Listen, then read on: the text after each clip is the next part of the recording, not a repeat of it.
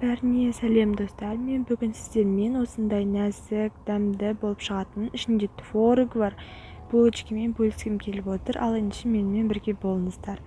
Ең алдымен ыдысымызға сүтімізді қоямыз, оған дрожжиді қосып араластырамыз. Содан кейін оны пищевой пленкамен жауып 15 минутқа қалдырамыз. 15 минут өткеннен кейін пищевой пленканы аламыз. Май, жұмыртқа және де қант қосамыз. Араластырамыз. Одан кейін ұнды қосып қамыр илеуіміз керек. Мен бірінші венчикпен араластырамын, кейін қасықпен, содан кейін қолмен араластырып жұмсақ қамыр илеймін.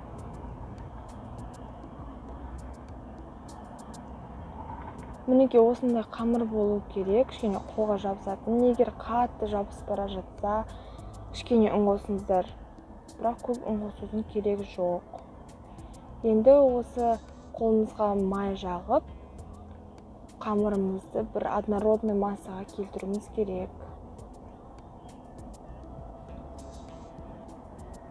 Мінекей осындай болып, қолымызға майымызды құйып, тек қана маймен ғана жұмыс жасаймыз. Осындай қолға жабыспайтын қамыр илейміз. Оны пищевой пленкамен жауып 1-2 сағатқа жылы жерде қалдырамыз. Енді салмасын дайындаймыз. Сол үшін бізге творог керек. Оны кішкене болса қасықпен езіп аламыз. Содан кейін қаймақ, кішкене қант және жұмыртқаның сарысын қосып, бір жақсылап араластырамыз. Менің қамырым осылай әдемі болып пісті. Қазірде біз вообще ұн қоспаймыз. Тек маймен ғана жұмыс жасайтын боламыз.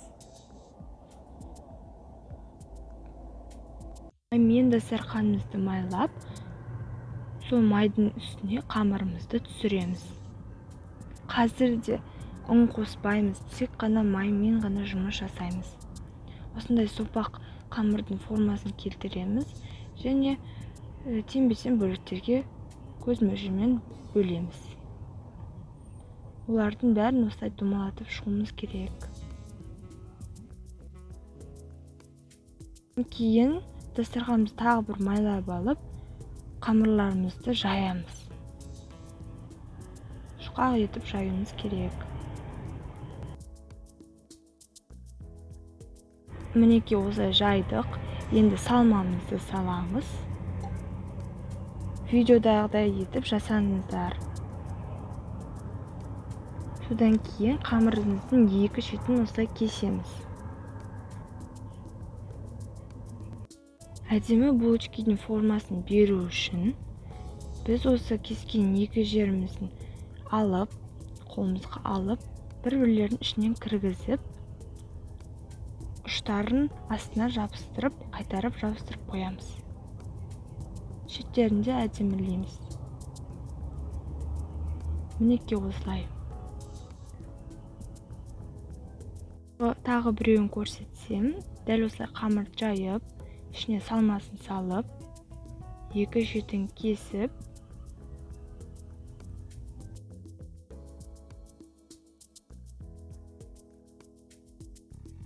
бір-бірінің ішінен өткіземіз. Осылай өткіземіз де астына жабыстырып қоямыз.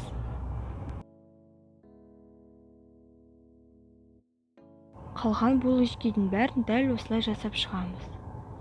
Содан кейін оны пергаментке қойып, жұмыртқаның сарысымен жағып шығамыз. 180 градуста пісіреміз.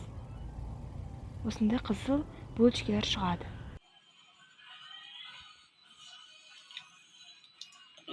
Керемет, лайк басыңдар.